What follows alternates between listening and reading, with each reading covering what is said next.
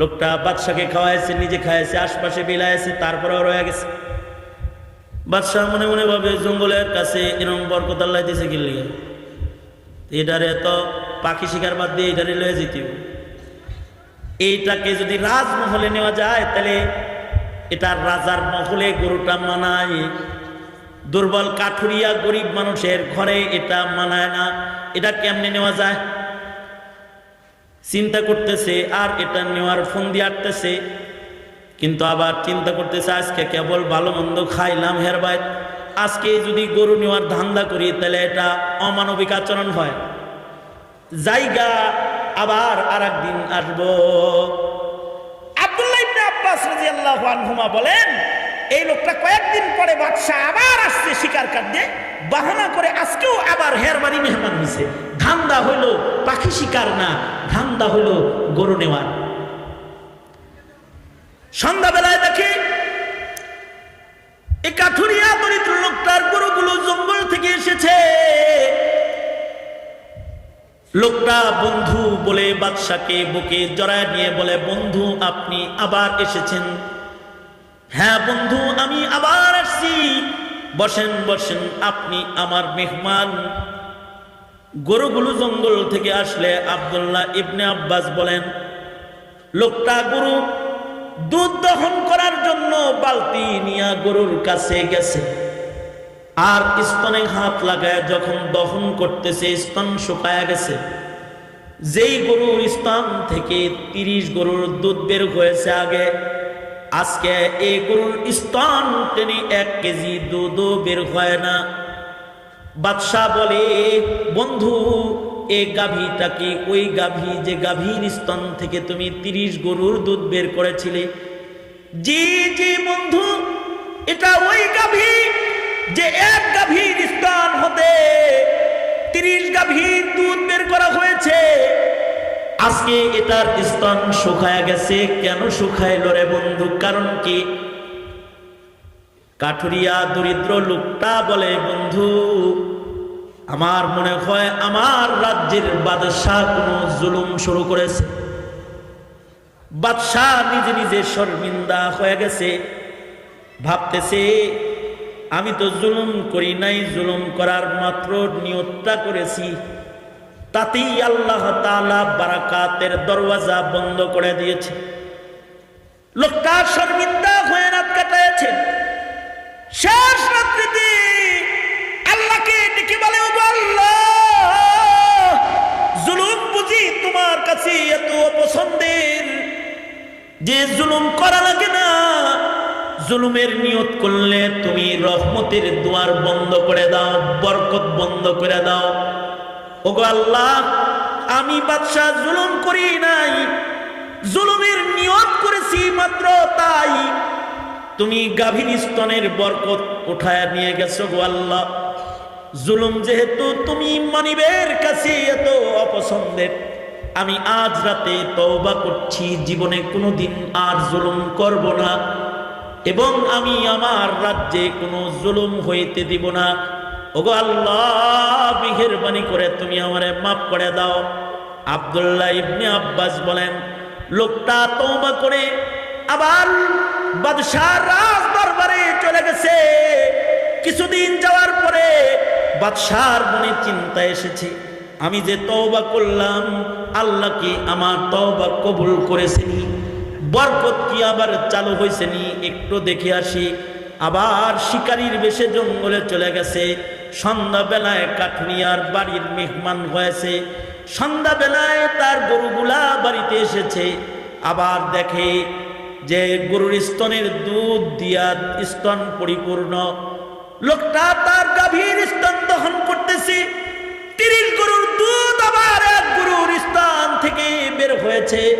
বাদশাহ বলে, এ ভাইজান, এটাই কি ওই গরু নাকি গত ওই দিনে যে গরুর স্তন থেকে তুমি 1 কেজি দুধ দহন করতে পারো নাই?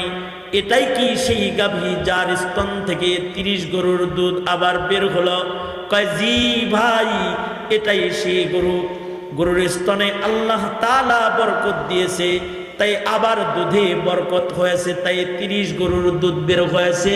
বাদশাহ বলে, বন্ধু এইটা কেমনে হলো, বুঝে আসে নাই। লোকটা বলে, আমার রাজ্যের বাদশাহ মনে হয় ইনসাফ শুরু করেছে।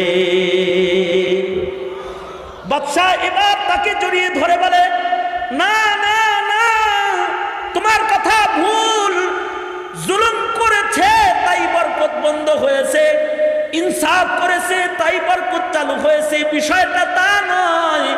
জুলুম তো এত জঘন্য গুনাহ যেটা করা লাগে না। জুলুমের নিয়ত যদি কেউ করে, আল্লাহ তাআলা নারাজ হয়ে রহমতের দ্বার বন্ধ করে। আর আদল আর ইনসাফ এত বড় মহৎ ইবাদতের নাম, এটার নিয়ত যদি কেউ করে, আল্লাহ তাআলা ইনসাফের নিয়ত করার সাথে সাথে বারাকাতের দরওয়াজাগুলো খুলে। এ কারণে বলি, জুলুম করবে না।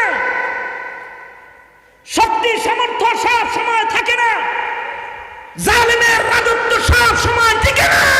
জুলুম করবে না, জুলুম করবে না, জুলুম তো করবে না, করবে নাই, জুলুমের নিয়ত করবে না। হযরত আলী বলেন, আল্লাহর রাসূলের উপরে ওহী নাযিল হওয়ার সাথে সাথে নবীজির বদন মোবারক ভারী হয়ে গেছে। নবীজির সর মুবারক এত ওজনদার হয়েছে। হযরত আলী বলেন, মনে হয় যেন কোনো পাহাড় উঠায়া আমার রানের উপরে রাখা হয়েছে, এত ভারী।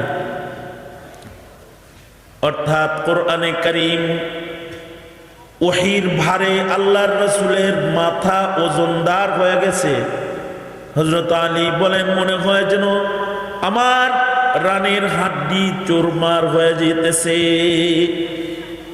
কারণ ওহী এটা ওজনদার জিনিস। আল্লাহর রাসূলের উপরে যখন নাজিল হইতেছে, হযরত উসমান ইবনে মাযউন সামনে বসা, উনি তখনও কালেমা পড়েন নাই। ভাব দেখেই উনি বললেন যে, আল্লাহর নবী, আপনার উপরে কি কোনো কিছু নাজিল হইল নাকি? জি, একটি বরকতি আয়াত নাজিল হলো, যা আমার নিশান। নবীজি, এটা আমাকে আগে শোনান, আমার সামনে নাজিল হয়েছে। নবীজি শোনালেন। উসমান ইবনে মাযউন বলে, এত ভালো কথা মানুষের কথা হতে পারে না, অবশ্যই এটা আল্লাহর কথা। আমি আল্লাহর দলে চলে গেলাম, কালেমা পড়ে মুসলমান হয়ে গেলাম। কোরআনে কারীম উসমান ইবনে মাযউনের দিলের কুফরকে ঝরায় দিয়েছে। কিয়ামত পর্যন্ত কোরআনে কারীম আলোচনা হবে, তিলাওয়াত হবে, তো মুমিনের ঈমান বাড়বে, কাফেরের কুফর ঝরবে। এটা তিলাওয়াত দিয়েই ঝরতে থাকবে। এটা কোরআনে কারীমের অলৌকিকত্ব। কোরআন শুনে মুসলমান হয়ে কি লাভ হলো না? উনি স্মরণীয় ব্যক্তিত্ব হয়ে গেলেন ইতিহাসের পাতার। উসমান ইবনে মাযউন, ইতিহাসের পাতায় দুইটা উসমান বড় দামি। একটা উসমান হলো হযরত উসমান ইবনে আফফান, যাকে আল্লাহর রাসূল দুই কন্যা বিয়ে দিয়েছিলেন। এক কন্যা মরে গেছে, আর এক কন্যা দিয়েছেন, যে নূরাইন যাকে বলা হয়। মুসলিম জাহানের তৃতীয় খলিফা হযরত উসমান ইবনে আফফান। আর হযরত উসমানের পবিত্রতা এত ছিল, ওনার ইনসানিয়ত, ওনার মনুষ্যত্ব এত পুত পবিত্র যে ওনারে দেখলে ফেরেশতারা লজ্জায় কাতার হয়ে দাঁড়ায় যেত। ইন্নাল মালাইকাতা লা তাস্তাহি মিনহু। এই যুগের মুমিনের ইনসানিয়ত, মনুষ্যত্ব দেখলে শয়তানেও হাসে, তুই তো আমার চাইতে শয়তান রে। আর হযরত উসমানকে দেখলে ফেরেশতারা কাতার বন্দী হয়ে দাঁড়িয়ে যেত। আল্লাহু আকবার বলেন। ফেরেশতারা কাতার বন্দী হয়ে দাঁড়িয়ে যেত। কারণ হযরত উসমান, তিনি ইসলাম আসার পরে জেনা করেন নাই তো করেন নাই, জাহিলিয়াতেও জেনা করেন নাই। উসমান বলেন, মা জানাইতু ফিল জাহিলিয়াতি ওয়ালা ফিল ইসলাম। হযরত উসমান ইসলামে মদ হারাম হওয়ার পরে তো মদ খান নাই। জাহিলিয়াতেও জীবনে কোনোদিন হযরত উসমান মদ পান করেন নাই। হযরত উসমান কারোর উপরে অযথা জুলুম করেন নাই। এখন তো জুলুম বেশি, আর হযরত উসমানের হলো ইহসান বেশি। মদিনার মক্কার কাফিরেরাও হযরত উসমানের ইহসান ভোগ করেছে। হযরত উসমান এত মুহসিন, ইহসান করনে ওয়ালা, যে হযরত উসমানের একার দানে কখনো কখনো মক্কা মদিনার দুর্ভিক্ষ মরে গেছে, দুর্ভিক্ষ দূর হয়ে গেছে। মুহসিন ছিলেন, জালেম ছিলেন না। কারণ আল্লাহ তাআলা জালেমকে পছন্দ করেন না। আল্লাহ তাআলা ইউহিব্বুল মুহসিনিন, যারা মানুষকে ইহসান করে তাদেরকে মুহাব্বত করেন, পছন্দ করেন স্বয়ং আল্লাহ। উনি মুহসিন ছিলেন। আল্লাহর রাসূল ওনার পরিচয় দিতে গিয়ে আজব করে বলেছেন, এই তোমরা কি আমার উসমানকে চিনো? উসমান রফিকি ফিল জান্নাহ, উসমান আমার জান্নাতি বন্ধু। আল্লাহু আকবার। হযরত উসমান নবীজির জান্নাতি বন্ধু। এটা একটা উসমান। এই দুই হাত উপরে তোলেন, উপরে তোলেন, দুই হাত উপরে তোলেন, এদিকে তাকান, নাড়াচাড়া দেন, জবান খুলে বলেন আল্লাহু আকবার। আরো জোরে করে বলেন আল্লাহু আকবার। বলেন সুবহানাল্লাহ, আলহামদুলিল্লাহ, লা ইলাহা ইল্লাল্লাহ, আল্লাহু আকবার। আরো জোরে আল্লাহু আকবার। হাত নামান। এই যেমন আমার দিকে ছিলেন, রাত অনেক, ঘুমে ধরতেছে আপনাদের, কিন্তু এইদিকে তাকান, এদিকে খেয়াল করেন। তো এইটা একটা উসমান। আর একটা উসমান হলো হযরত উসমান ইবনে মাযউন। ওনার বৈশিষ্ট্য হলো আউয়ালু মান মাতা বাদাল হিজরা ওয়া দুফিনা ফিল বাকি। ওনাকে দিয়ে জান্নাতুল বাকি কবরস্থানটা উদ্বোধন করেছেন আল্লাহর নবী। জান্নাতুল বাকি গুরুস্থান, এটা দুনিয়ার শ্রেষ্ঠ গুরুস্থান। এখানে প্রথম মাইয়িত হওয়া মানে কি? এই কবরস্থানে কিয়ামত পর্যন্ত যাদেরকেই মাটি দেওয়া হবে, কারোর কবরের আযাব হবে না আশা করা যায় ইনশাআল্লাহ। এ কারণে কিয়ামত পর্যন্ত মুমিনরা ওই গুরুস্থানে মরার দোয়া করে। কেউ ওই গুরুস্থানে শোয়ার জন্য হিজরত করে, যেমন শেখ জাকারিয়া রহমতুল্লাহ আলাইহি মুহাজিরে মদনী হয়ে গেছেন। হযরত ইমাম মালিক সারা জনম ওই গুরুস্থানের মাইয়িত হওয়ার জন্য জীবনের শেষ ভাগে মদিনায় ইকামত করেছেন, সারা জীবন দোয়া করছেন। কারণ হলো নবীর কবরের পাশে কবরটা, নবীজির কবরের কিছু খুশবু এদিকে যেয়ে পড়বো না, স্যার হইছে নবীর কবর থেকে জান্নাতুল বাকি পর্যন্ত কিছু যাবে না। আব্দুর রহিম রায়পুরি রহমতুল্লাহ আলাইহি, ওনার কাছে এক লোক আইসা বলে, হুজুর আমার কলসে জিনে ধরছে।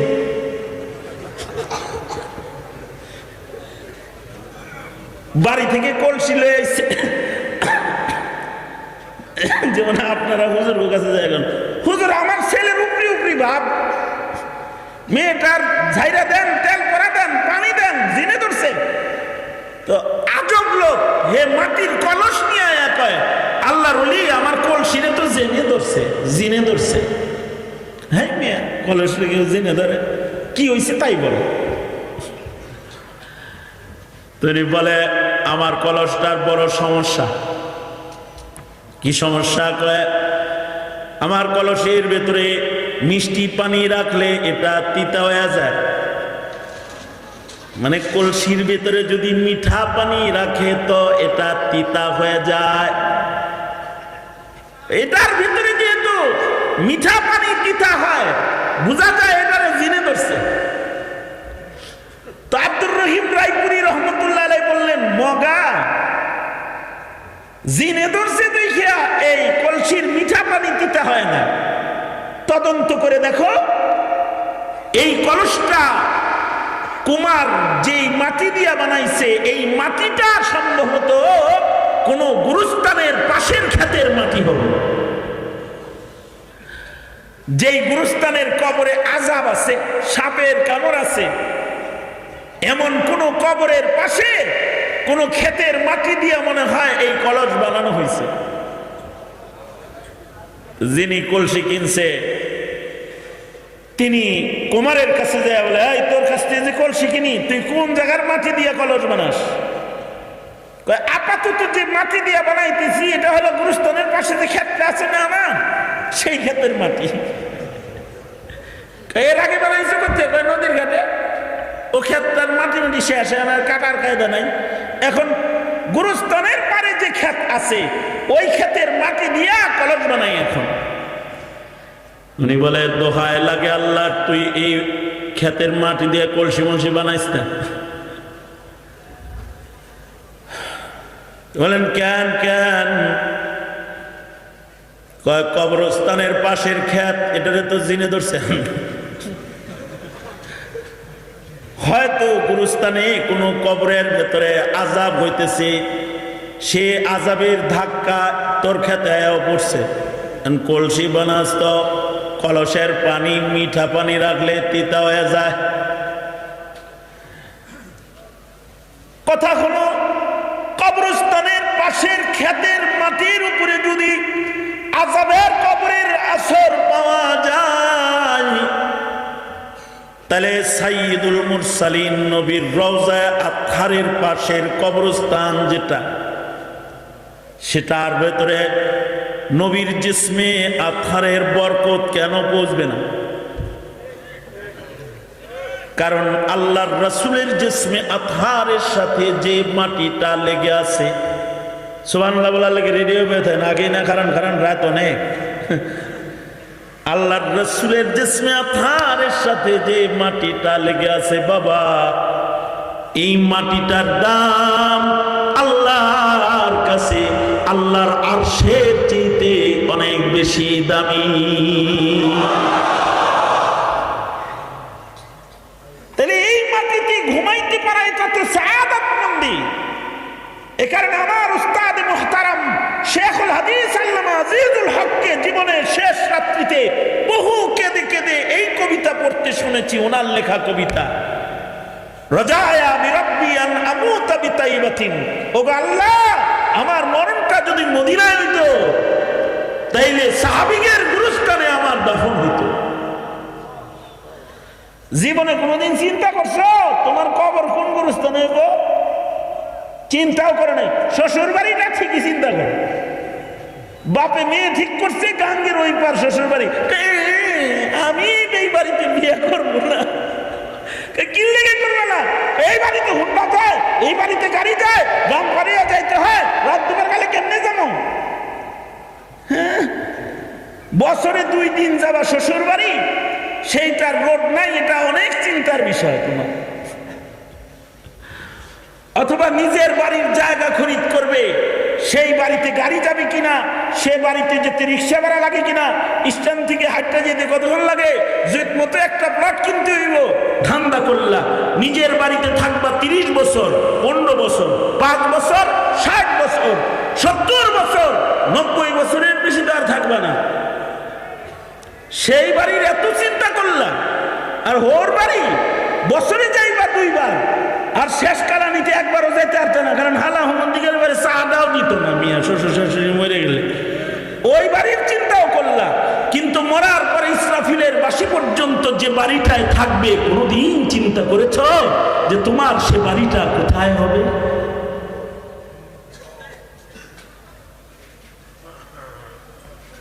কবি নজরুলকে ধন্যবাদ, তিনি চিন্তা করেছেন। কবি নজরুল কবিতা লিখেছে, মসজিদেরই পাশে আমার কবর দিও ভাই, যেন গড়ে থেকে মুয়াজ্জিনের আযান শুনতে পাই। মসজিদেরই পাশে আমার কবর দিও ভাই, যেন গড়ে থেকেও আজান শুনতে পাই। এ কারণে আমাদের দারুল উলুম দেওবন্দের মুহাদ্দিস বড় মাপের উস্তাদ অনেকে নিজের সন্তানদেরকে ওসিয়ত করেছেন, আমি যদি মরে যাই কারো কাছে বলিস নে, রাতের অন্ধকারে জানাজা পড়ে ফেলবি নিজেরা। আর দারুল উলুম দেওবন্দের ছাত্ররা যে পথ দিয়ে হেঁটে মাদ্রাসায় যায়, ওই রাস্তার কোন জায়গায় গোপনে আমাকে কবরস্থ করে দিস, কারণ যেন তেন কবরে ঘুমাইতে আমার ডর হয়। আমার কবরটা যদি এমন জায়গায়ও হয় যে কবরের উপর দিয়ে তালবে ইলমদের আনাগোনা হয়, কারণ কোরআনওয়ালারা কোন কবরের পাশ দিয়ে হেঁটে গেলে 40 দিন কবরের আযাব বন্ধ রয়। কবরটা যেন এমন জায়গায় হয় যেন কিয়ামত পর্যন্ত তালবে ইলমের পায়ের বরকতে কবরের আযাব যেন বন্ধ রয়। আল্লাহু আকবার কবীর। এ কারণে দামি কবরস্থানের মূল্য আছে। পৃথিবীর সবচেয়ে দামি গুরুস্থান হলো জান্নাতুল বাকি। এই জান্নাতুল বাকি কবরস্থানের মাইয়িত হলেন, প্রথম মাইয়িত হলেন হযরত উসমান ইবনে মাযউন রাদিয়াল্লাহু আনহু, যিনি আমার তিলাওয়াতকৃত আয়াত শুনে কালেমা পড়ে মুসলমান হয়ে গেছেন নবীজির কাছে নাজিল হওয়ার সাথে সাথে। আকসাম সাইফির নেতৃত্বে শত শত কাফের মুসলমান হয়েছে। সে বলেছে কুনু রুআসা ওয়ালা তাকুনু আযনাবা। এত সুন্দর কথা, কোরআনের কথা, তাড়াতাড়ি মুসলমান হয়ে কোরআনের অনুসারী হয়ে যায়। আল্লাহর কালামের এই আয়াতে আল্লাহ পাকের 3টি আদেশ 3টি নিষেধ আছে। এর সবগুলো বলা সম্ভব না। প্রথমটা আল্লাহ পাকের নির্দেশ হলো, আল্লাহ আমাদের নির্দেশ করছেন তোমরা ইনসাফ কায়েমকারী হয়ে যাও, তোমরা ইনসাফওয়ালা হয়ে যাও। আর আল্লাহর রাসূল বলছেন তোমরা জালেম হবে না, জুলুম করবে না। শুধু এইটার উপরে কিঞ্চিত কয়েকটা কথা মাহফিলের শেষ ভাগে আপনাদের কানে পৌঁছে দিতে চাই। ইনসাফ দরকার, কারণ জুলুম শুরু হয়ে গেলে রহমতের দরওয়াজা বন্ধ হয়ে যায়। মুসলিম সাম্রাজ্যে যখন জুলুম শুরু হয়েছে তখন রহমত বন্ধ হয়ে গেছে, আর মুসলমানদের পরাজয়ের গ্লানি দিন দিন ধীরে ধীরে খালি বাড়তেছে। এর কারণ হলো মুসলমানদের ভেতরে ইনসাফ নেই। জুলুম এমন জঘন্য গুনাহ যেটা জমিনে যদি জুলুম শুরু হয়ে যায়, মুসলমানরা যদি জালেম হয়ে যায়, আল্লাহর রহমত থেকে জালিম বঞ্চিত হয়ে যায়। আর মুসলমানের ভেতরে ইনসাফ, মুসলমানের ভেতরে আদালত, এটা এত দামি এক নিয়ামতের নাম। মুসলমানের ভেতরে যদি আদালত এসে যায় তো আল্লাহ পাকের রহমতের দুয়ার খুলে যায়। এ কারণে আগের যুগের মুসলমানদের ভেতরে যতদিন আদালত ছিল ততদিন রহমত বরকত ছিল। যেদিন আদালত নষ্ট হয়ে গেছে, ইনসাফ নষ্ট হয়ে গেছে, জুলুম চালু হয়ে গেছে, আল্লাহর রহমত বন্ধ হয়ে গেছে। কোন কোন জায়গায় ইনসাফ লাগবে সরওয়ারে দু আলম নবী শিখায়া গেছেন। দোলনা থেকে কবর পর্যন্ত কোন জায়গায় জুলুমের ছোঁয়া লাগা যাবে না। আল্লাহর রাসূল মায়ের কোল থেকে শুরু করে কবর পর্যন্ত নবীর সিরাতে কোথাও জুলুম নাই। আল্লাহর রাসূল মায়ের কোলেও ইনসাফ কায়েম করেছেন। আল্লাহর রাসূল হালিমাতুস সাদিয়ার এক স্তনের দুধ পান করেছেন। হযরত হালিমা জিজ্ঞেস করেছেন, বাবা মুহাম্মদ, সারা জনম তুমি আমার এক স্তন পান করেছ, দ্বিতীয় স্তনে কেন তুমি মুখ লাগাও নাই? হযরত হালিমার প্রশ্নের উত্তরে আল্লাহর রাসূল বলেন, মা, ইনসাফ কায়েম করতে গিয়ে এক স্তনের দুধ পান করেছি, ডান স্তন আমি পান করেছি, আর বাম স্তনের দুধ আমি আমার দুধ ভাইয়ের জন্য, আপনার সন্তানের জন্য রেখে দিয়েছি। অর্থাৎ দুর্নীতি ইনসাফ, কবর পর্যন্ত মৃত্যুর আগ মুহূর্ত আল্লাহর রাসূল ইনসাফ কায়েমের জন্য পেরেশানি করেছেন। এক যারা জুলুম যেন নবীর দ্বারায় না হয়। সেই মুসলমান যখন ব্যক্তি জীবন থেকে শুরু করে রাষ্ট্র জীবন পর্যন্ত জুলুমকে স্বাভাবিক আমলে পরিণত করে, স্বাভাবিক কাজে পরিণত করে, তারা আল্লাহর রহমত কিভাবে পাবে? তারা তো আল্লাহর রহমত পেতে পারে না। অথচ কেউ যদি জুলুম না করে শুধু জুলুম করার নিয়ত করে, জুলুম করার নিয়ত করছে, জুলুম করে নাই, জুলুম করার নিয়ত করলেও আল্লাহ তাআলা রহমতের দরজা বন্ধ করে দেয়। কিন্তু আজকে ফিলিস্তিনের মুসলমানদের উপরে জুলুম চলছে, কথা বলার কেউ নাই। বাংলাদেশের আলেমদের উপরে জুলুম অত্যাচার চলছে, কথা বলার কেউ নাই। ধর্মের উপরে জুলুম চলছে, কথা বলার কেউ নাই। দেশের ব্যবসা বাণিজ্যে জুলুম চলছে, কথা বলার কেউ নাই। বিচার বিভাগে জুলুম চলছে, কথা বলার কেউ নাই। ব্যক্তি জীবন থেকে শুরু করে রাষ্ট্র জীবন পর্যন্ত জুলুমের ঝড় তুফান কায়েম হয়ে গেছে, জুলুমের জোয়ার যেন কায়েম হয়ে গেছে। কথা বলার মতো কেউ নাই, কেউ বলতে চাইলে তাকে বন্ধ করা হয়। জুলুমের রাজ কায়েম হয়েছে। এই যে হালত, এইরকম হালত দিয়া আল্লাহর রহমত পাওয়া যায় না। জমিনে পাইতে হয় তাহলে ইন্নাল্লাহা ইয়া'মুরু বিল আদল, আল্লাহ পাক ইনসাফ কায়েমের জন্য নির্দেশ করেছেন। যতক্ষণ না পর্যন্ত ইনসাফ কায়েম না হবে ততক্ষণ পর্যন্ত রহমতের দরওয়াজা জমিনেও খুলবে না। এমনকি জুলমের দ্বারায় শুধু জমিনের রহমত কমে তা না, জালেমকে আল্লাহ তাআলা মৃত্যুর সময়ও ছাড়েন না। পৃথিবীর জালেম যারা, তাদের মরণ ভালো হয় না। জালেমের কবরের হালত ভালো হয় না, জালেমের হাসর ভালো হয় না। আল্লাহর রাসূল বলেন, যারা জুলুম যদি কেউ করে তাহলে জুলুম ময়দানে মাহশারে জুলুমাত হয়ে সামনে আসবে। মানব জীবনের সকল জুলুমগুলো হাসরের কঠিন ময়দানে জুলুমাত আর অন্ধকার হয়ে সামনে এসে যাবে। জালেম হাসরের মাঠে পুলসরাতের পুল পার হতে পারবে না। র্যাব যাদেরকে গ্রেফতার করে তাদেরকে কালা চশমা পরায়। হ্যাঁ, মানে গ্রেফতার করে একটা কালা চশমা পরায় দেয়। আমাকেও র্যাবে গ্রেফতার করছে, কিন্তু আমাকে যিনি গ্রেফতার করেছে তিনি বলেন, হুজুর আমি আপনার বয়ানের ভক্ত,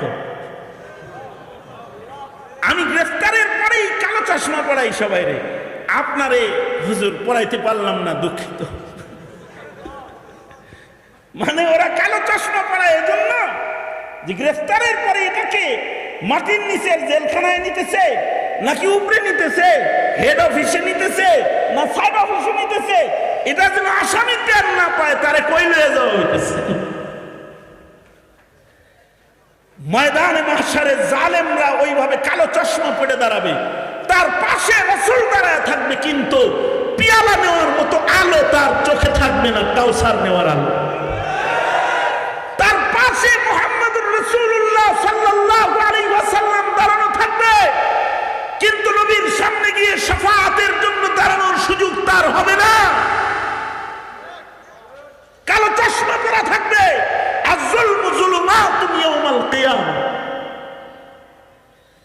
এ কারণে ক্ষমতার দাপটে যারা জুলুম করো, ব্যক্তির থেকে শুরু করে রাষ্ট্র পর্যন্ত, সাবধান হয়ে যাও।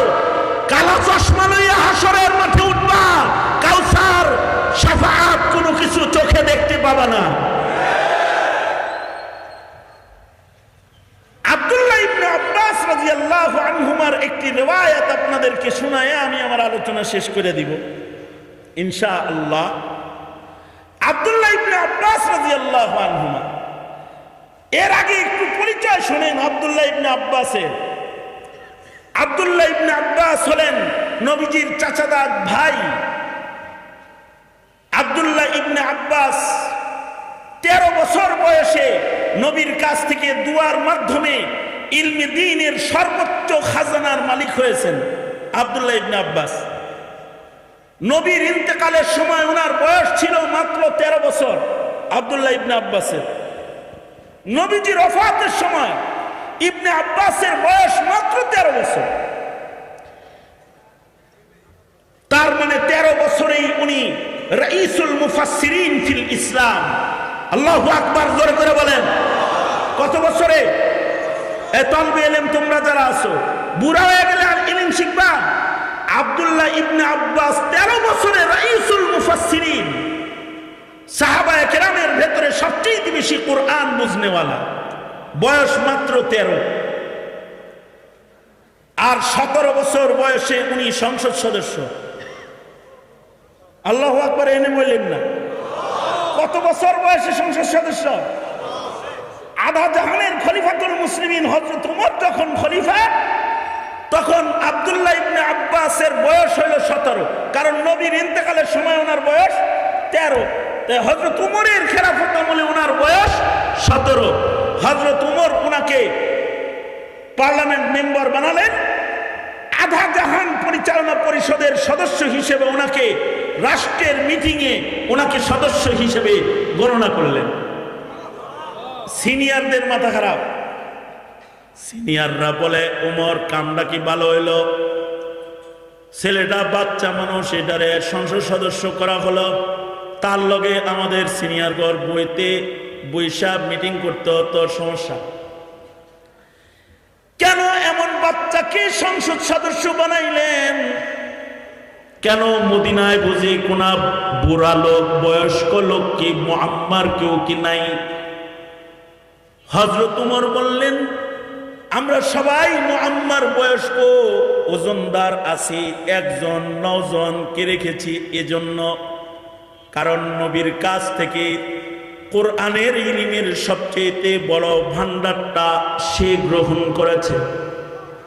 তাকে আমাদের সংসদ সদস্যদের ভেতরে একটা চেয়ার দিয়া বসায় দিলাম। আমরা যদি কোনো ভুল করে ফেলাই তো আব্দুল্লাহ ইবনে আব্বাস তার ইলমের বসিরত দিয়া আমাদের ভুল ধরবে। নবীর নওজোয়ান সুহবতওয়ালা সাহাবী হিসেবে সে আমাদেরকে লাগাম ধইরা টেনে ধরতে পারবে। আমাদের লাগাম টানার জন্য তাকে বসিয়েছি, যেন আমরা কোনো ভুল পদক্ষেপ গ্রহণ না করি। সেই যুগে সংসদ সদস্য হতো ইলমের গুণে, আর এই যুগে সংসদ সদস্য হয়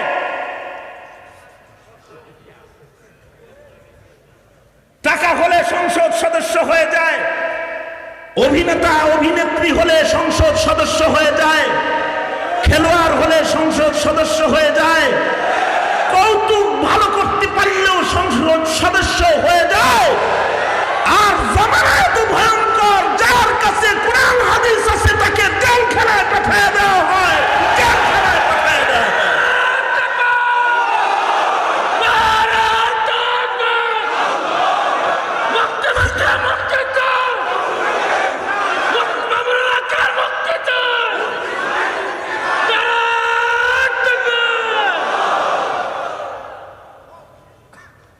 আব্দুল্লাহ ইবনে আব্বাস অভিনেতা বড় না, খেলোয়াড় বড় না, আব্দুল্লাহ ইবনে আব্বাস আলেম বড়, এ কারণে সংসদ সদস্য। কেন? তিনি যেন আধা জাহানের রাষ্ট্র পরিচালনায় কোনো ভুল হলে যেন লাগাম ধরে টানতে পারেন এই জন্য। আর আমাদের বর্তমান দুনিয়ার সংসদে নাস্তিকতা যার ভালো, সে সংসদ সদস্য হয়ে যায়, কাদিয়ানির দালালি যে করে সে সংসদ সদস্য হয়ে যায়, আর কোরআনের কথা বলে সে জেলখানায় আবদ্ধ হয়ে রয়।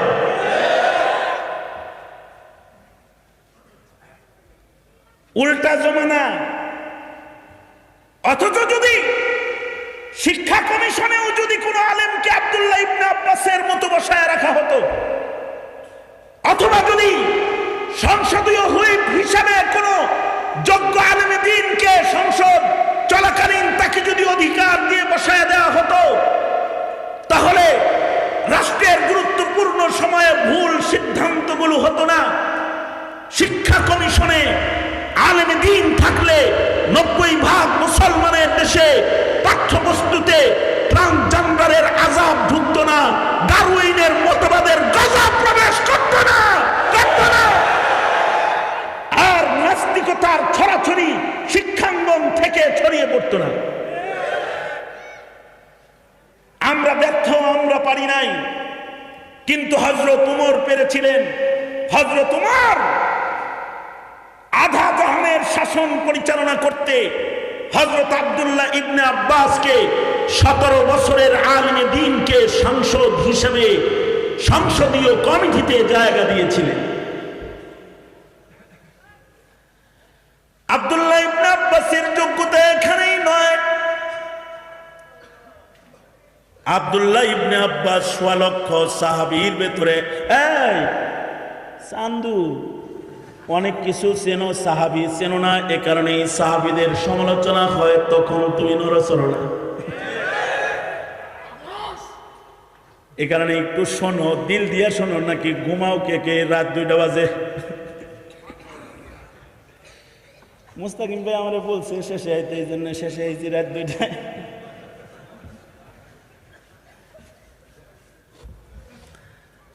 শেষ প্রায় প্রায়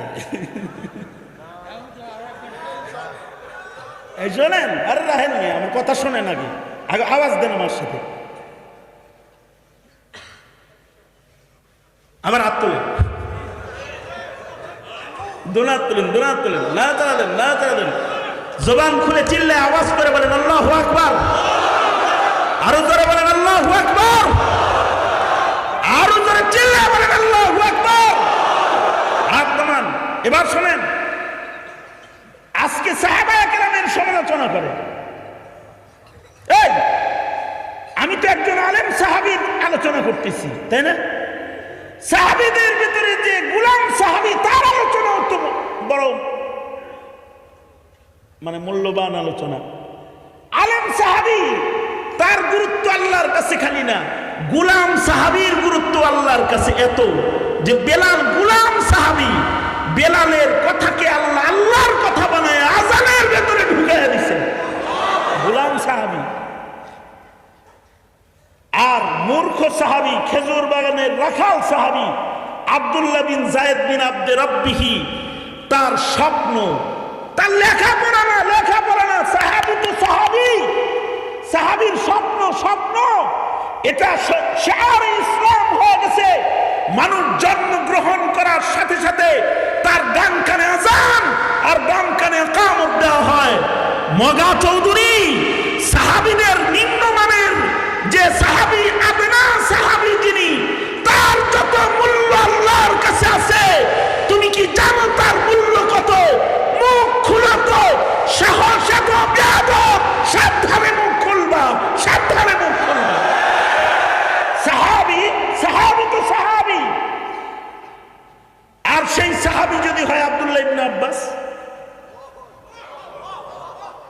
তাইলে সাহাবীটার দাম কত? নবীর 1.5 লক্ষ সাহাবীর ভিতরে আব্দুল্লাহ ইবনে আব্বাস এমন একজন সাহাবীর নাম, যিনি ছোট্টবেলায় ফিরিশতাকে আসল আকৃতিতে দেখেছেন। বাবার সাথে নবীর দরবারে গেছে, যায় বাপেরে কয় আব্বাজান নবীর সাথে ওটা কে বয়া রয়েছে? হযরত আব্বাস বলে আমি তো দেখি না, তুই দেখাস নাই। কারে বয়া রয়েছে? একজন ধ্যান না কেজিত বয়ে রয়েছে। কই কই নবী বয়ে রয়েছে? না, হয়েছে পাশে একজন আছে। আল্লাহর রাসূল বলে আব্দুল্লাহ, আমার পাশে যিনি বসা তাকে কি তুমি দেখে ফেলেছ নাকি? জি আল্লাহর নবী, আপনার পাশে যিনি বসা তাকে আমি দেখে ফেলেছি। আল্লাহর রাসূল বলে আব্দুল্লাহ, তোর চোখ টিকবে না, তোর চোখ অন্ধ হয়ে যাবে, কারণ যাকে দেখেছি তিনি ফিরিস্তা। চর্ম চোখ দিয়া ফিরিস্তাকে তার আসল আকৃতিতে তুই দেখে ফেলেছ, সুতরাং তোমার চক্ষু অন্ধ হয়ে যাবে। ফিরিস্তা দেখার কারণে উনি অন্ধ হয়ে গেছে। কারণ মানুষের চোখ দিয়ে সবকিছু দেখা যায় না। সূর্যই দেখা যায় না, সূর্য দেখা যায়? কালকে চায় থাই সূর্যের দিকে বেটা। ফিরিস্তা দেখা যাইব কেমনি? তাছাড়াও ফিরিস্তাদেরকে আল্লাহ তাআলা আসলি সূরত দিয়েছেন অদৃশ্য। তার মানে অদৃশ্য মানে দেখা যাবে না। যেমন আমগুল লগে কিরামান কাতিবিন আছে, ডান কাঁধে বাম কাঁধে ফিরিস্তা আছে। আমার লগে তো এখনো পর্যন্ত দেখা হয় নাই। আমরা লগে অথবা আরো বয়স্ক যারা আছেন তাদের কারণ লগে কিরামান কাতিবিনের দেখা হয়েছে। কিন্তু এবার বলুন তো, দেখা তো হয় নাই, ফিরিস্তা কান্দে আছে না নাই? যদি কেউ বলে ফিরিস্তা নাই, ওইটা নাস্তিক। জোরে বলেন, আওয়াজ করে বলেন, আওয়াজ করে বলেন, আওয়াজ করে বলেন, আওয়াজ করে বলেন। যদি বলে কেউ ফিরিস্তা নাই, তাহলে ওর ঈমান নাই, ঈমান নাই। ফিরিস্তা আছে, আমি দেখি না, আমার দুর্বলতা, আমি দেখবো না। আপনার আমার দ্বারায় অদৃশ্যের ফিরিস্তা দেখা সম্ভব না। তবে ফিরিস্তা যদি দৃশ্যে আসে তাহলে দেখা যাবে। যেমন হযরত জিব্রাইল মানুষের আকৃতিতে হযরত আবু বকরের কাছে কয় আমার নাম জিব্রাইল। যেমন হযরত মরিয়মের সামনে হযরত জিব্রাইল মানুষের আকৃতিতে এসে বলে আমি আল্লাহর দূত মানুষের বেশে আইছি তোমাকে একটা বাচ্চার সুখবর দিতে। দম করছে, ফু দিছে, মানব আকৃতিতে এসেছে। কোরআন বলে কামেল আকমাল একজন মানুষের আকৃতিতে হযরত জিব্রাইল হযরত মরিয়মের সামনে এসে দাঁড়িয়েছে। যদি মানুষের আকৃতিতে এসে যায় তাহলে দেখালাম। এখনো যদি কোন মানুষ বুজুর্গ হয় আর শান হয়, তার লগেও ফিরিস্তার দেখা হইতে পারে, কিন্তু ফিরিস্তার আসল স্বরূপে না, মানুষের স্বরূপে আসবে। মালিক ইবনে দিনার রাহমাতুল্লাহি আলাইহি গুরুস্থানের পার দিয়ে হাইটা যায়, দেখে দুই বুজুর্গ কাগজ কলম লয়া বয়া বয়া কে যেন লেখে। আই তোমরা কারা? আমরা জমিনের না, আমরা আসমান তনে আইছি। কি লেখা আসছ? তোমার রবে আমাকে পাঠাইছে এলাকার জান্নাতি আর জাহান্নামীদের লিস্টি করতেছি, কারা কারা ভালো কারা কারা মন্দ। মালিক ইবনে দিনার বলে পাইছি। হাতটা ধইরা যায়, কয় বন্ধুরে তোমরা যেহেতু নেককারের লিস্টি করতেছ, খাতাটা একটু খুলো না, দেখো না জান্নাতি মানুষের খাতার ভেতরে মালিক ইবনে দিনার নামে কেউ আসেনি। ফিরিস্তারা কয় আল্লাহ যেহেতু হেল লাগে দেখা করতে কইছে, মানুষের আকৃতি নিশ্চয়ই খাতিরা কেউ হইব। ঠিক আছে, চেক করে দেখালাই।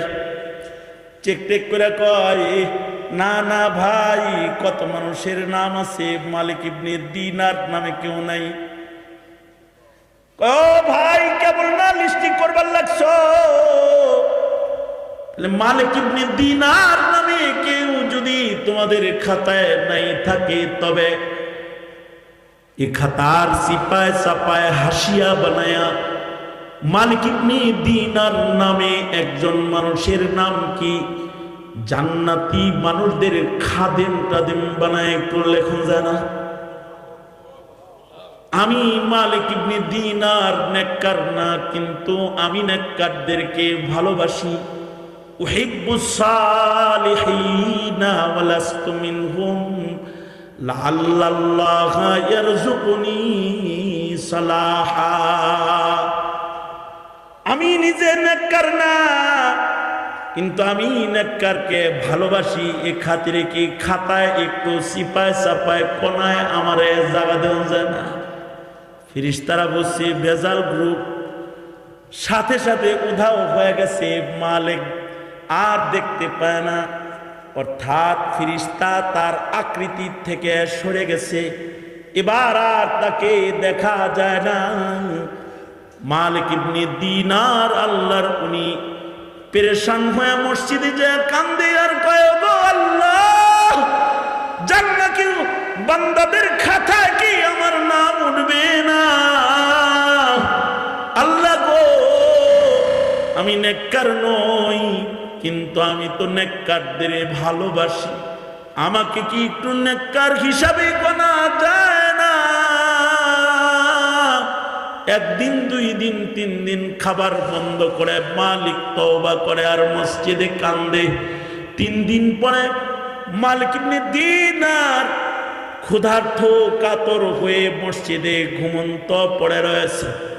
ওই 2 ফেরেশতা যাদের সাথে জাগ্রত দেখা হয়েছে, তারা ঘুমের ঘরে এসে বলে, মালিক কান্দো না, কান্দো না, আমাদের খাতায় তোমার নাম না থাকলেও আসল খাতায় তোমার নামটা আছে। আসমানে আল্লাহর খাতায় নেককারের লিস্টে তোমার নাম আছে। আমাদের তথ্যের কারণে পেরেশান হয়েছে বিধায় রবের গোপন খাতার খবর বলতে আমরা আবার তোমার কাছে এসেছি। তবে যদি আকৃতি ধারণ করে দেখা দেয় তো দেখা হতে পারে। ফেরেশতাকে তো দেখা যায় না, যায় না, জিনকেও দেখা যায় না। জিনকেও তার আসল আকৃতিতে দেখা আমাদের জন্য সম্ভব না, কারণ জিনেরাও আগুনের তৈরি, অদৃশ্যে চলার সৃষ্টি। তবে হ্যাঁ, জিনেরাও ইয়াতাশাক্কালু বিআশকালিন মুখতালিফাতিন, জিনেরাও নিজেকে বহু আকৃতিতে নিজেকে পেশ করতে পারে। এই ক্ষমতা আল্লাহ তাদের দান করেছেন। যদি সে ভিন্ন কোনো আকৃতি ধারণ করে তাইলে দেখা যাবে, না করলে তাকে আমি আপনি দেখতে পারবো না। ইমাম শাফিঈ বলেন, কেউ যদি দাবি করে আমি জিনকে তার আসল আকৃতিতে দেখেছি, তাহলে ইমাম শাফিঈ বলে হুয়া কাযযাব, সে মিথ্যাবাদী, তার কাছ থেকে হাদিস কবুল করা যাবে না। জিনরও আসল আকৃতিতে দেখা যাবে না। হ্যাঁ, জিনেরা যদি অন্য আকৃতি ধরে তাহলে দেখা যাইব। যেমন শাহ ওলিউল্লাহ মুহাদ্দিসে দেহলভী রাহমাতুল্লাহ আলাইহি বর্ণনা করেছেন, এক মুহাদ্দিস পড়াইতেন, জিনেরা ওনার কাছে মানুষ রূপে পড়তো। বাচ্চারা অনেক সময় দুষ্ট হয়, বাচ্চা এক জিন মানুষের আকৃতি ধরছে, পড়তেছে, একটু পরে সাপের আকৃতি ধরে বের হইছে।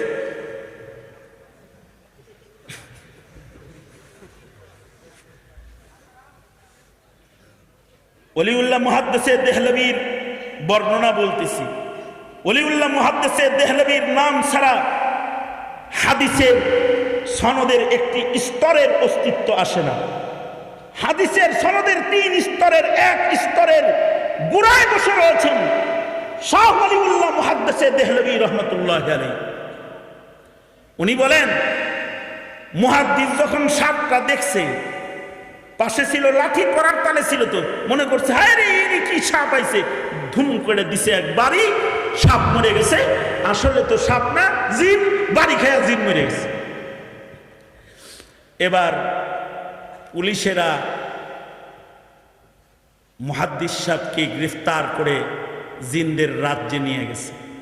যেহেতু মানুষ আকৃতি ছাড়া দেখবে না, সে কারণে জিনেরাও মানুষের আকৃতিতে সেদিন সে এজলাসে সকলে হাজির হয়েছে। দেখা গেল একটি জানাজা তৈয়ার রয়েছে, বাদশাহ বসে বসে কাঁদছে, যিনি জানাজার ইমামতি করবেন তিনি বিচারপতি, প্রধান বিচারপতি, তিনি এসে বলছে, এই মুহাদ্দিস সাহেব, মাল্লা মাল্লা, নিজের ছাত্রটার এই মাল্লা, এই বাদশার ছেলেরা তোমার কাছে হাদিস পড়ে, ছোট গোলাটা হাদিস পড়তেছিল আর তারে বাড়ি দিয়ে মেরে লাইলা। বাদশা কাঁদতেছে, সন্তান হারা, তুমি যে একটা জান মাল্লা, এবার তো তোমার মৃত্যুদণ্ড হওয়া দরকার, তোমার শরীয়তি বিধান কি? কয় জানের বদলে জান। কয় তাইলে রেডি হও, জানাজার পরে তোমার কতল করা হইব। কয় আমি রেডি, কারণ আমি গুনাহ নিয়ে কবরে যাইতে প্রস্তুত না। সব জিনেরা মানুষের আকৃতিতে বসে আছে। এবার এজলাসে মুহাদ্দিসকে মৃত্যুদণ্ড দেওয়া হবে। শাহ ওলিউল্লাহ মুহাদ্দিস দেহলভী রাহমাতুল্লাহি আলাইহি বলেন, যখনই মৃত্যুদণ্ডের জন্য ফয়সালা দিতে বিচারপতি সাহেব বসছে, সাথে সাথে এক বুড়া দাঁড়ায় কয়, ওয়ার্ডার ওয়ার্ডার ওয়ার্ডার, হে থামেন থামেন, আগেই এরকম করে এইভাবে দিয়ে দিয়েন না মাননীয় লর্ড, আপনার কাছে সময় চাই। আমি নবীজির সাহাবী, আমি নবীজির কাছ থেকে শুনেছি, কেউ যদি নিজের আকৃতিকে পাল্টায় ফেলার কারণে তাকে না চিনে কেউ তাকে হত্যা করে, তবে এই হত্যাটি হত্যা হিসেবে গণ্য নয়, এটি দুর্ঘটনা হিসেবে গণ্য হয়ে যাবে। সুতরাং এর কারণে কাউকে কিসাস নেওয়া যাবে না। যেমন মনে করেন আধুনিক বিজ্ঞানের এই যুগে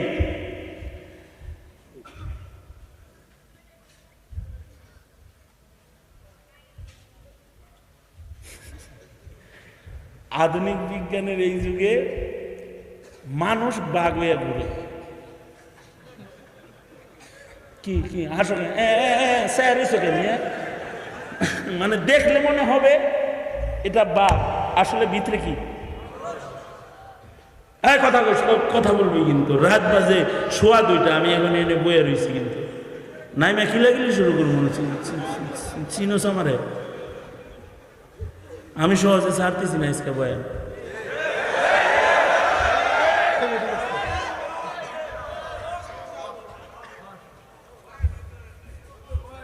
কি কে বলছে বয়ান করিনি? 1 ঘন্টা হয়ে গেছে আমার মারার বুদ্ধি। হ্যাঁ, কে? হ্যাঁ মোস্তাকিম ভাই,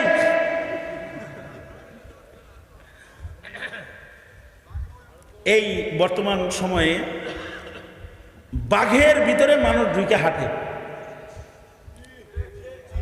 দেখলে মনে হয় বাঘ, আসলে ভিতরে হলো মানুষ। মানুষ কুমির হয়ে ভিতরে আসলে মানুষ নরসর, দেখলে মনে হয় কুমির, ভয় দেখায় একজন আরেকজন। এটা একটা খেলার মতন। কেউ যদি এরকম বাঘ হয়ে রাস্তায় দাঁড়ায় থাকে, অথবা যদি কুমির হয়ে এরকম শুয়ে থাকে, তাকে দেখে যদি কেউ না ভয় পেয়ে কোমরের পিস্তল নিয়ে যদি আস্তে একখান গুলি পেট মরা ঠিকঠাক মতো করে, আর যদি এটা কুমিরের আকৃতির পোশাক পরার কারণে ওইখানে গুলি খায়া মরে, যিনি গুলি করেছে তার একটা গুনাহ হবে না, কারণ সে না চিনে না বুঝে গুলি করিয়াছে বলিয়া বিবেচিত হইবে। বুঝে আসছে বিষয়টা? কি বুঝে আসছে? ফয়সালা যদি এটা হয়, তাহলে জিন তো জিনের আকৃতিতে চলবে। এটা মানুষে আইছে, এটা সাপ হয়ে আইছে, কে বাড়ি খাবে লেগে আইছে। সুতরাং যেহেতু সাপের আকৃতি ধারণ করেছে, এখন যে বাড়ি খেয়েছে, বাড়িটা ঠিক মতোই হয়েছে। সুতরাং কিসাস কায়েম করা যাবে না। এই মুহাদ্দিসকে সোনার পালকিতে চড়ায়া হাদিসের মসনদে দিয়ে আসো। জিনেরা ওই মুহাদ্দিসকে সোনার পালকিতে চড়ায়া হাদিসের মসনদে দিয়ে গেছে। তার মানে জিনকেও মানুষ দেখতে পারবে, তবে জিন আকৃতিতে আসতে হবে। তার আসল আকৃতিতে থাকা অবস্থায় জিনকেও মানুষ দেখতে পারবে না। যেমন আমগর সবার লোক একটা একটা করে শয়তান আছে, ওটা তো জিন দেখি আমরা। ফিরিস্তা আছে দুইটা, শয়তান আছে একটা, ধোঁকা দিতেছে। আমাদের হুজুররা বলছে যে তোর সাথে যে শয়তান আছে এটা তোর চেয়ে শিক্ষিত, তুই যদি মেশকাত পড়স তোর শয়তানটা ধরে হাদিস পড়ে। তুই যদি দাওরা পাস হস তাহলে তোর শয়তানটা মুফতি সাহেব, মানে একটু শিক্ষিত বেশি, উপরে জানাতে পারে, এটা তোর ডিউটি করতেছে। সে তো আছে, তারা কি দেখি দেখা যাবে, তবে আকৃতি ধরলে দেখা যাবে। মানুষের আকৃতি ধইরা আমির মুয়াবিয়ারে ডাকে, ও হুজুর উঠিন তাহাজ্জুদ করবেন না? কয় তুই কে? আমি আপনার লগের না। তার মানে কোন শয়তান? ডাকেন কেন? ডাকস কেন? ডাকি তাহাজ্জুদ করতে। কি লাগে তাহাজ্জুদ করতে ডাকস? তুই হলো তাহাজ্জুদের সময় ঘুম পাড়াবি, ডাকস কেন? ডাকি সেদিন তো ঘুম পাড়াইছিলাম, সারাদিন কাঁদছেন, কান্দে এটা আল্লাহরে বাউ করে আলাইছেন, সারা জীবন তাহাজ্জুদ পয়রা যা কামাইছেন, একদিন কান্দে তার চেয়ে বেশি ইনকাম করছেন। আজকে আবার যদি তাহাজ্জুদ ছুটে আর যদি আবার কান্না ধরেন তাহলে তো সারে সর্বনাশ হয়ে যাব।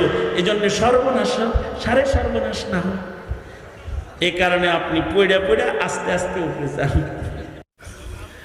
তার মানে হলো সাথের শয়তান যদি সুরত ধরে তো ইচ্ছা করলে সে ধরতে পারে।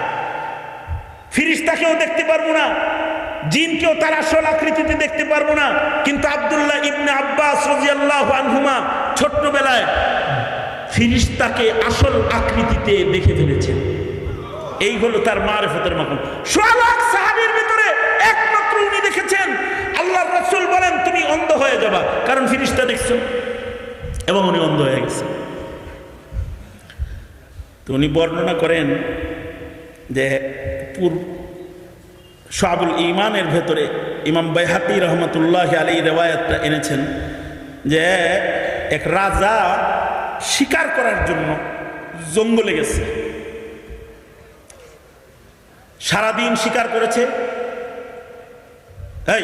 এই তাওয়াজ্জু, ঘটনা মনে থাকবো না দিলে শেষ, আর আটকানোর নিয়ত নেই।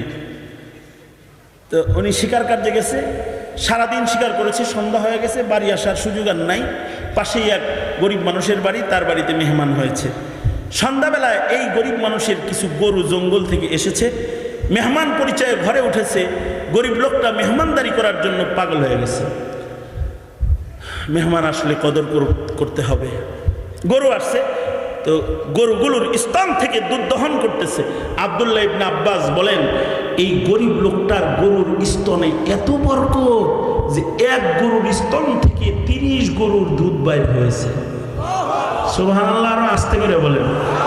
গরু একটা, কিন্তু দুধ হইতেছে কয় গরু? 30 গরুর দুধ হইতেছে। লোকটা বাদশাকে খাওয়াইছে, নিজে খাওয়াইছে, আশপাশে বিলাইছে, তারপরেও রয়ে গেছে। বাদশাহ মনে মনে ভাবে জঙ্গলের কাছে এরকম বরকত আল্লাহ দিয়েছে কি লিগে, এটারে তো পাখি শিকার বাদ দিয়ে এটারে লয়ে যেতে, এইটাকে যদি রাজমহলে নেওয়া যায় তাহলে এটা রাজার মহলে গরুটা মানায়, দুর্বল কাঠুরিয়া গরিব মানুষের ঘরে এটা মানায় না, এটা কেমনে নেওয়া যায়? চিন্তা করতেছে, আর এটা নেওয়ার ফন্দি আটতেছে, কিন্তু আবার চিন্তা করতেছে আজকে কেবল ভালো মন্দ খাইলাম হের ভাই, আজকে যদি গরু নেওয়ার ধান্দা করি তাহলে এটা অমানবিক আচরণ হয়, জায়গা আবার আর একদিন আসবো। আব্দুল্লাহ ইবনে আব্বাস রাদিয়াল্লাহু আনহুমা বলেন এই লোকটা কয়েকদিন পরে বাদশাহ আবার আসছে শিকার কার্যে, বাহানা করে আজকেও আবার হের বাড়ি মেহমান হয়েছে। ধান্দা হইল পাখি শিকার না, ধান্দা হইল গরু নেওয়ার। সন্ধ্যাবেলায় দেখে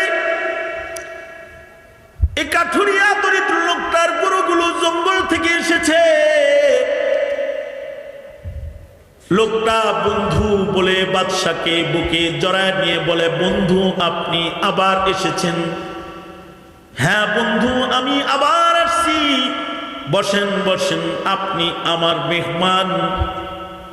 গরুগুলো জঙ্গল থেকে আসলে আব্দুল্লাহ ইবনে আব্বাস বলেন, লোকটা গরু দুধ দহন করার জন্য বালতি নিয়ে গরুর কাছে গেছে, আর স্তনে হাত লাগায় যখন দহন করতেছে স্তন শুকায়া গেছে। যেই গরুর স্তন থেকে 30 গরুর দুধ বের হয়েছে আগে, আজকে এই গরুর স্তন টেনে 1 কেজি দুধও বের হয় না। বাদশাহ বলে, বন্ধু, এই গাভীটা কি ওই গাভী যে গাভীর স্তন থেকে তুমি 30 গরুর দুধ বের করেছিলে?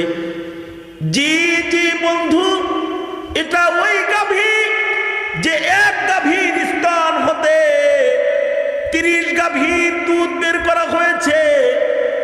আজকে এটার স্তন শুকায় গেছে। কেন শুকাইল রে বন্ধু? কারণ কি? কাঠুরিয়া দরিদ্র লোকটা বলে, বন্ধু, আমার মনে হয় আমার রাজ্যের বাদশাহ কোনো জুলুম শুরু করেছে। বাদশাহ নিজে নিজে শর্মিন্দা হয়ে গেছে, ভাবতেছে আমি তো জুলুম করি নাই, জুলুম করার মাত্র নিয়তটা করেছি, তাতেই আল্লাহ তাআলা বারাকাতের দরওয়াজা বন্ধ করে দিয়েছে। লোকটা শর্মিন্দা হয়ে রাত কাটাইছে। শেষ রাত্রিতে আল্লাহকে ডেকে বলে, ওগো আল্লাহ, জুলুম বুঝি তোমার কাছে এত অপছন্দের যে জুলুম করা লাগে না? জুলুমের নিয়ত করলে তুমি রহমতের দুয়ার বন্ধ করে দাও, বরকত বন্ধ করে দাও। ওগো আল্লাহ, আমি বাদশাহ জুলুম করি নাই, জুলুমের নিয়ত করেছি মাত্র, তাই তুমি গাভীর স্তনের বরকত উঠায় নিয়ে গেছো গো আল্লাহ। জুলুম যেহেতু তুমি মনিবের কাছে এত অপছন্দের, আমি আজ রাতে তওবা করছি, জীবনে কোনোদিন আর জুলুম করব না, এবং আমি আমার রাজ্যে কোনো জুলুম হইতে দিব না। ওগো আল্লাহ, মেহেরবানি করে তুমি আমারে মাফ করে দাও। আব্দুল্লাহ ইবনে আব্বাস বলেন, লোকটা তওবা করে আবার বাদশার রাজ দরবারে চলে গেছে। কিছুদিন যাওয়ার পরে বাদশার মনে চিন্তা এসেছে, আমি যে তওবা করলাম, আল্লাহ কি আমার তওবা কবুল করেছেনি? বরকত কি আবার চালু হয়েছেনি? একটু দেখে আসি। আবার শিকারীর বেশে জঙ্গলে চলে গেছে। সন্ধ্যাবেলায় কাঠুরিয়ার বাড়ির মেহমান হয়েছে। সন্ধ্যাবেলায় তার গরুগুলা বাড়িতে এসেছে। আবার দেখে যে গরুর স্তনের দুধ দিয়া স্তন পরিপূর্ণ। লোকটা তার গাভীর স্তন দহন করতেছে। 30 গরুর দুধ আবার এক গরুর স্তন থেকে বের হয়েছে। বাদশাহ বলে, এ ভাইজান, এটাই কি ওই গরু নাকি? গত ওই দিনে যে গরুর স্তন থেকে তুমি 1 কেজি দুধ দহন করতে পারো নাই, এটাই কি সেই গাভী যার স্তন থেকে 30 গরুর দুধ আবার বের হলো? কয়, জি ভাই, এটাই সেই গরু।